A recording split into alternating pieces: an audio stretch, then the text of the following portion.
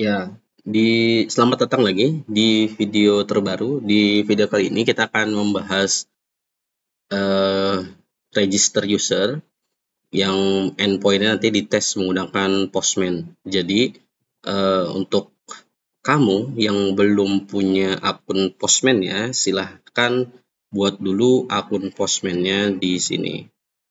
Ya, silahkan. Ini gratis kok kalau untuk personal. Cuman kalau untuk kolaboratif sama tim ya berbayar. Itu silahkan eh, buat akun Postman-nya. Setelah buat akun Postman-nya, nanti akan di halaman Postman seperti ini ya. Nanti bikin workspace baru. Nah, ini saya contohkan karena saya udah ada nih ya, e-commerce. Ini bikin create workspace, ini biarkan blank, terus create nama itunya apa, nama workspace-nya, kemudian create lagi. Nanti ketika sudah berhasil di create, nanti akan muncul halaman seperti ini nanti ini.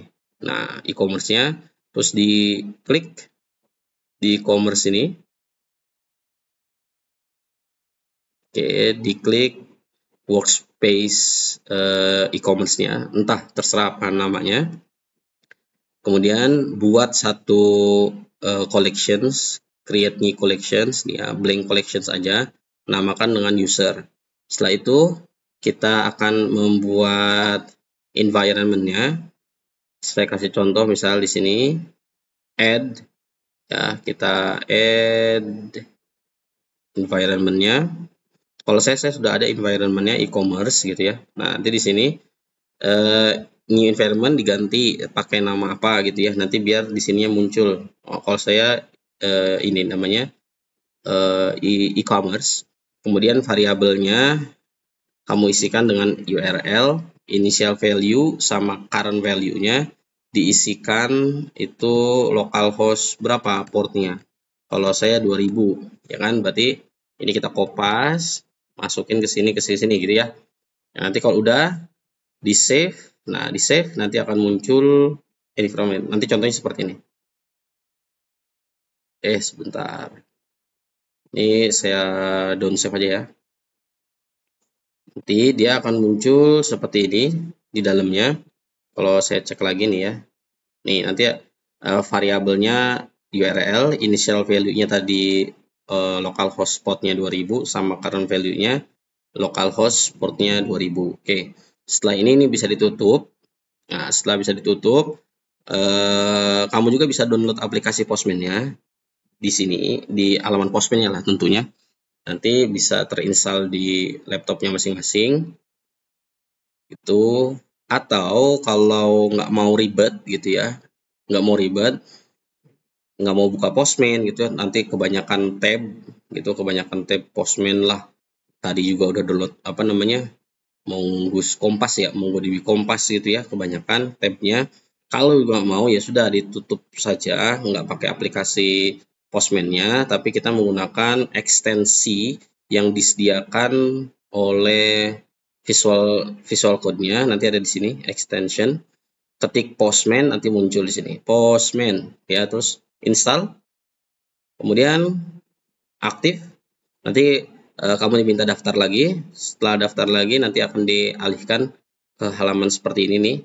Kemudian pilih workspace-nya yang mana gitu. Workspace-nya e-commerce. Nanti akan muncul tadi collection sudah kita buat. Bikin satu add request gini. Nah, add request misal. Kalau saya sudah punya add request-nya satu register, misalkan di sini kita bukan register tapi login gitu ya. Terus enter aja. Oke, login ada registernya. Nah, yang register juga sama, dibikin register, nanti dia akan muncul seperti ini, gitu ya. Kita nggak pakai yang login, kita pakai register dulu. Nah, kemudian di sini kalau environment-nya masih no environment, diklik, pilih yang mana tadi? Pilih yang baru, gitu ya, environment-nya. Yang tadi kita buat yaitu e-commerce. Jadi nanti di sini dia muncul environment-nya itu adalah e-commerce gitu ya, nih e-commerce. Oke, fungsinya environment itu apa? Nanti ketika kita ngeklik URL di sini atau endpointnya, itu kan kalau kita nggak pakai environment, nanti kita ketikkan begini, http terus localhost, localhost, kemudian portnya 2000. Nanti kita ngetik begini terus nih, karena kan kita punya banyak API nanti. Kita ngetik lagi. Nah, daripada harus ngetik ulang, kita pakai environment. Terus kita masukkan bracket, tadi nama apa variabelnya itu apa? Karena saya URL nama variabelnya. Ini kalau kita cek lagi ya. Ada gak sih di sini? Nah, ini nama variabelnya. Kalau nama variabel kalian lain selain URL, ya udah nanti di sini ketikkan nama variabelnya apa. Karena saya ada URL, berarti bracket URL klik. Nah, gitu ya. Oke. Nah, nanti kalau kita tes di sini, kalau kita tes di browser, ketika kita mengakses atau menghit localhost port 2000, maka munculkan server aktif itu. Sama di Postman juga seperti itu. Jadi kalau dia berhasil, kita ganti ini karena bukan post, kita get gitu ya, nanti kita send, maka akan muncul server aktif, sama aja gitu ya. Nah, kita karena register itu dia apa namanya, routernya bukan get tapi dia post. Kenapa post? Karena kita akan akan mengirimkan data dari front end ke back end. Atau sistem apa namanya, konsepnya itu CRUD ya, CRUD, CRUD. Saya tulis dulu di sini. CRUD gini ya. Oke, CRUD. Create, read, update sama delete. Kalau create itu post, kalau read itu get, kalau update itu mana dia? Put. Kalau delete ya delete di sini. Ya, delete gitu ya. Jadi create. Ini udah CRUD ini, udah CRUD. Kalau patch belum ya nanti ya. Ini tadi saya ulangi, ini adalah read, ini adalah create, yang ini adalah update, yang ini adalah delete. Tuh, karena kita mau create, jadi pakainya post gitu. Nah, setelah setting ini kita save dulu deh. Hapus dulu lah. Oke, kita save. Setelah mempersiapkan Postman ya, langsung kita akan masuk ke codingan ya. Yang pertama harus kita buat, ya kan kita udah connect ke database ya, database MongoDB-nya. Pertama harus kita buat itu adalah model. Model itu gampangnya adalah sebuah apa ya, bahasa gampangnya ya, sebuah isian yang harus kita tentukan data apa aja yang mau masuk ke database gitu ya. Nah, yang pertama kan kita mau bikin yang namanya register gitu. Ini saya udah aktif nih front end-nya. Saya buka dulu biar tahu gitu gambarannya apa sih yang mau kita masukkan ke database itu. Kita cek dulu di sini daftar. Nah, yang mau kita masukkan ke database pertama nama, kemudian email, password, sama nomor HP gitu ya. Cuman nanti ada beberapa hal kayak misalkan avatar gitu. Nanti avatar belakangan aja, jadi kita nggak masukin avatar dulu di sini. Jadi avatarnya ada di halaman profile. Kalau yang belum lihat apa namanya tutorial profil file-nya, silahkan cari di videonya itu profile page. Nanti dalamnya ada avatar gitu ya. Nah, oke, jadi kita bikin modelnya dulu. Mana nih? Sip. Pertama, kita bikin folder namanya models. Models. Nah, di dalam models kita akan bikin pertama itu model user.js. Sip. Di sini kita akan membuat model user menggunakan Mongoose ya. Berarti kita akan import Mongoose. Oke. M-nya enggak salah kok. Mongoose schema gitu ya. Schema. Schema, kemudian model seperti ini. Saya buat dulu di sini variabel const user schema. Ini ya. Nah, ini udah ada schema, terus kita bikin seperti ini. Oke, di dalamnya harus ada yang namanya name, gitu, name. Kemudian tipenya apa? Type. Type-nya itu adalah string. require true. Jadi setiap user mau daftar, dia wajib mengisikan namanya. Setelah nama itu apa? Lihat di sini. Kok mati? Sorry. Kita di sini daftar dulu ya. Setelah nama, dia akan masukkan email, password, dan nomor handphone. Kita masukkan di sini email. Karena nanti email itu digunakan sebagai, saya cek nih. Nah, email di sini kita masukkan ke database itu sebagai username gitu ya. Walaupun di sini namanya email, jadi di database namanya username. Kita masukkan username gini ya. Type-nya string, require true gini. Oke. So, kemudian tadi ada phone ya. Phone. Terus kita masukkan dulu type-nya, berarti bukan string, dia number.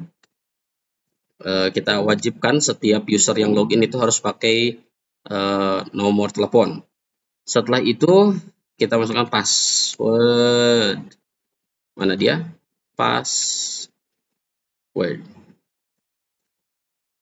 require true. Nah, ini jangan pakai require dulu ya. Kita buang dulu. Kenapa kita nggak pakai require? Karena ketika kita menggunakan, saya lihat dulu sini. Nah, ketika kita menggunakan ini password lokal Mongoose, kita tidak membutuhkan isian password di sini karena nanti si password lokal Mongoose itu dia akan merubah password itu menjadi dua. Yang pertama hash gini ya. Type-nya itu adalah type string, require true, nggak usah itu. Yang kedua salt gini ya, type-nya string juga. Jadi nanti akan diubah password itu menjadi dua bagian. Yang pertama salt, yang keduanya hash, yang keduanya salt. Oke, itu. Setelah itu kita karena saya belum menggunakan login Google ya, kita masih pakai aplikasi kita dulu loginnya. Jadi kita nggak perlu masukin Google, tapi nanti ada Google namanya Google ID gitu. Nanti di belakangan kalau udah pakai kalau udah pakai login menggunakan Google. Kemudian kita butuh yang namanya reset password token. Fungsinya apa? Ini fungsinya itu ketika user dia lupa password, kita akan mengirimkan sebuah link ke emailnya user. Jadi ketika diklik linknya, dia akan meminta untuk diperbarui passwordnya gitu. Nah, itu namanya nanti reset password token. Nanti kalau udah nyampe ke forgot password, nanti akan saya jelaskan lagi. Kemudian reset reset password expires. Ya, date gini ya. Nah, reset password expires itu fungsinya apa? Fungsinya untuk menentukan seberapa lama reset password token ini. Jadi misalkan reset password expire-nya itu 2 hari, berarti linknya itu berlaku hanya 2 hari. Jadi reset password token itu hanya berlaku 2 hari gitu. Atau mau sejam atau mau 2 jam juga bebas gitu ya. Nah, ini nanti kalau sudah masuk ke forgot password nanti saya akan jelaskan lagi. Kemudian di sini kita masukkan namanya timestamp. Ya, timestampnya kita buat true aja. Jadi setiap user yang daftar akan ada timestampnya. Timestamp itu waktunya gitu ya, waktunya. Nanti akan ada muncul waktu tanggal berapa, jam berapa, bulan berapa gitu. Nah, setelah ini kita butuh plugin untuk menghandle password sama username. Nama pluginnya itu di sini ada nih. Nah, password lokal Mongoose itu plugin namanya. Fungsinya user schema dot plugin. Nama pluginnya tadi apa? Password.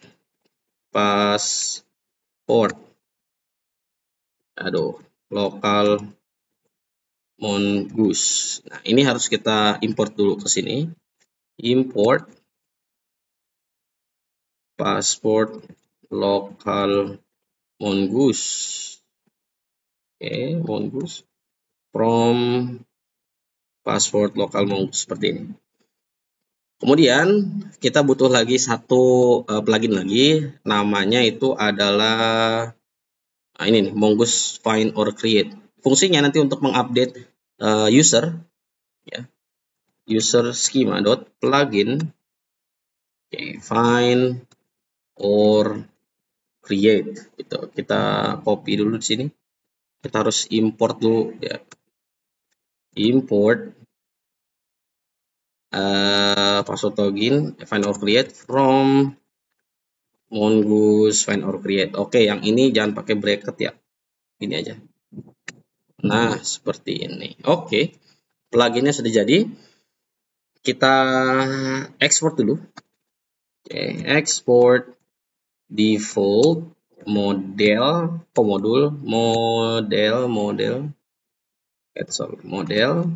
namanya itu adalah user.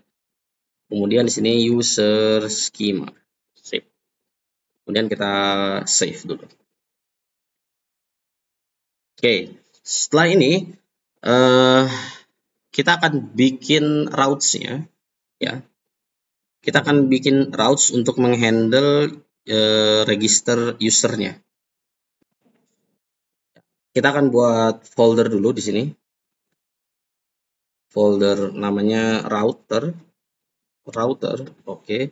Dalamnya ada sebuah file yang namanya user router gitu aja ya.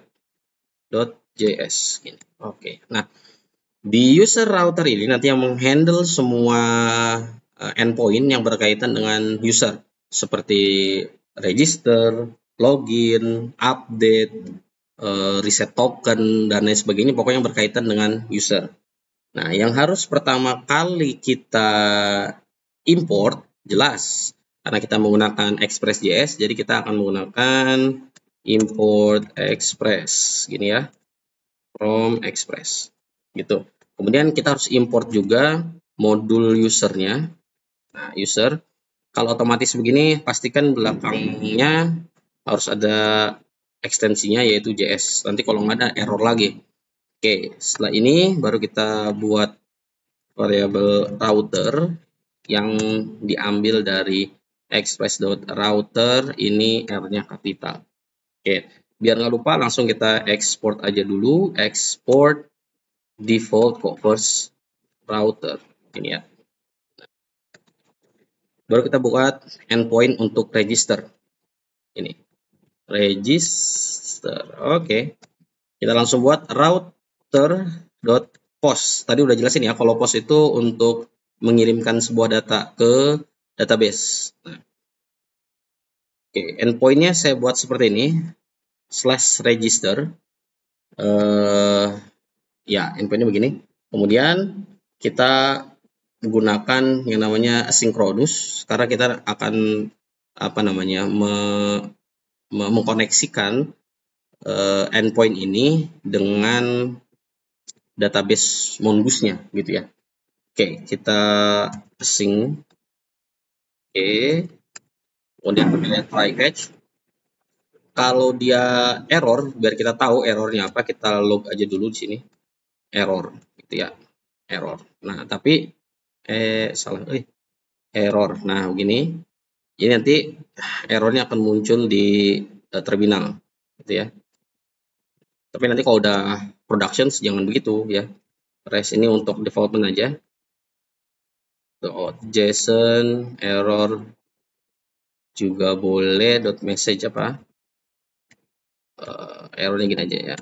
Sorry salah. Nah, seperti ini errornya. Nah, sekarang kita mau menghandle registernya, user.register. Nah, register. Nah, register ini itu adalah method register yang dimiliki sama plugin password lokal Mongoose.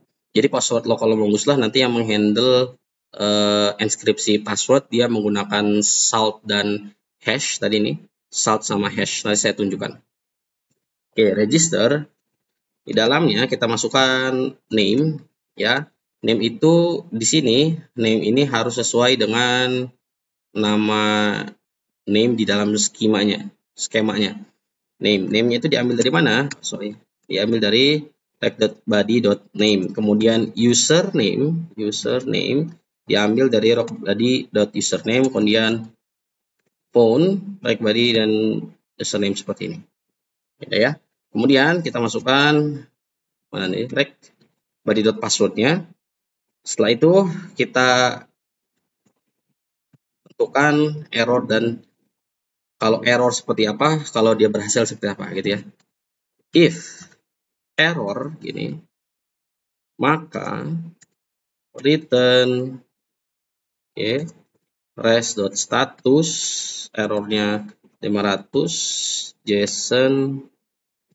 Nah, ini jangan message ya, error aja.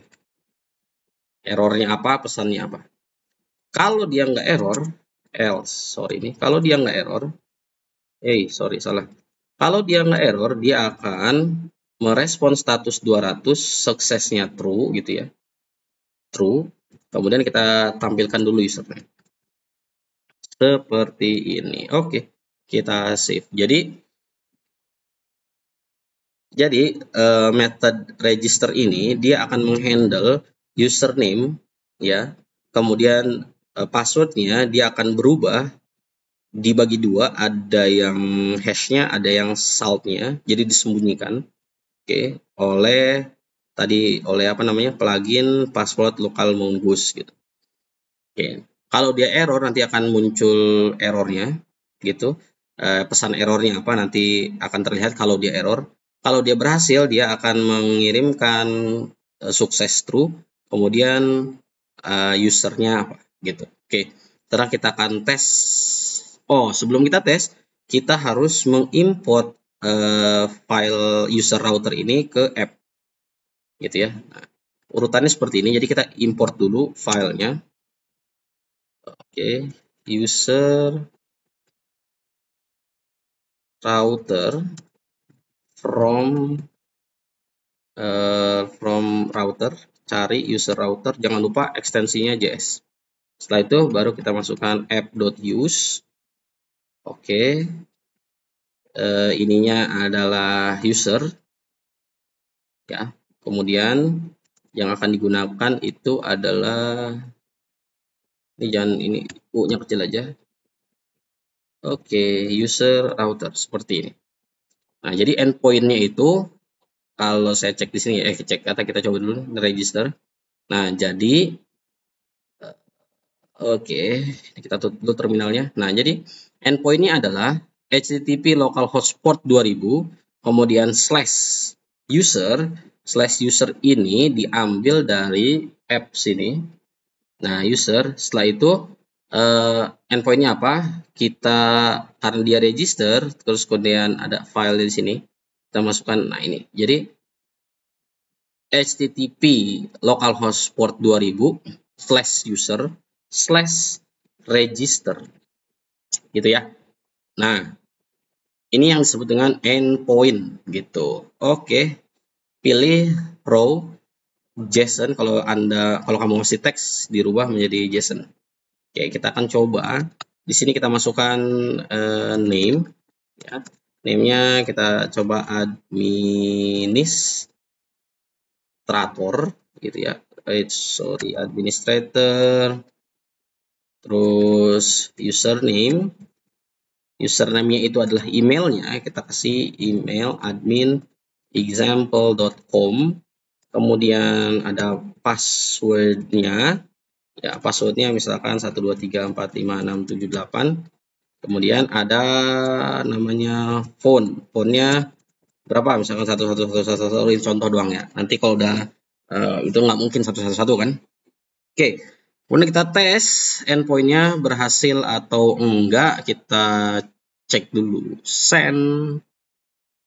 Nah, kalau dia berhasil, dia akan mengirimkan status 200 oke. Status 200 oke ini dari sini ya. Nah, statusnya 200. Kemudian di dalamnya ada success true. Kalau kita lihat success true, kemudian data usernya. Nah, ini seperti yang saya bilang.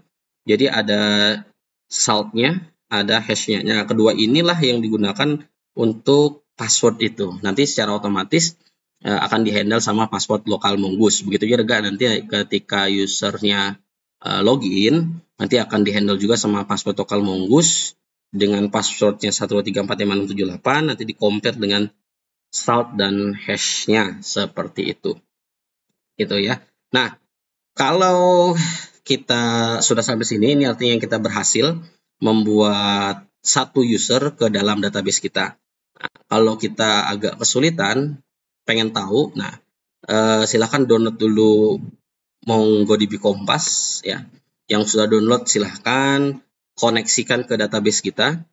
Nanti di sini isikan sama URL yang ada di file env-nya, dikopas saja, kemudian diklik save and connect, nanti diminta masukin nama connection-nya apa. Nah, seperti ini, nanti kalau saya sudah ada nih ya. Oke, kemudian di connect. Oke, terus ada e-commerce, kita cek dulu.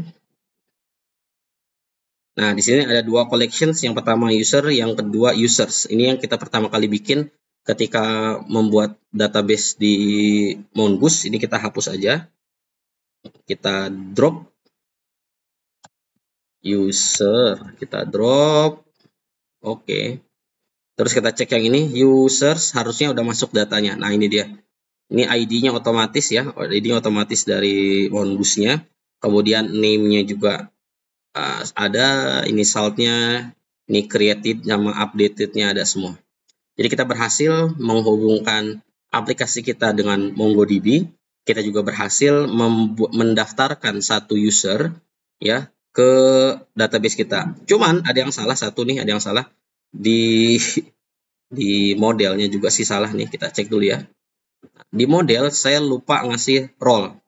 Ya, kita masukkan di sini. Role dulu. Role, oke. Nah, di sini type-nya string. Require-nya kita nggak usah kasih require, tapi kita kasih default aja. Default-nya jangan admin tapi user. Jadi setiap user baru yang dia daftar ke aplikasi kita, secara otomatis role-nya adalah user. Kita save dulu. Yang ini, data ini kita hapus aja dulu ya. Kita hapus dulu. Oke, kita hapus. Kita register lagi. Kita coba lagi dengan data yang sama. Oke, kemudian kita save. Nah, di sini responnya ini ada role. Nah, role ya, role-nya user. Langsung otomatis user. Kalau kita cek lihat database-nya, kita refresh. Refresh-nya gimana sih? Nah, ini refresh. Nah, datanya gini user. Karena dia admin, ya, role-nya juga harusnya admin. Kita update sini, kita edit. Role user kita ganti jadi admin gitu ya. Terus kita update. Nah, jadi kita udah punya satu akun yang role-nya itu adalah admin. Sekarang kita coba register lagi, tapi dia role-nya user. Kita coba namanya misal, salah. Kasih nama misalkan John Doe.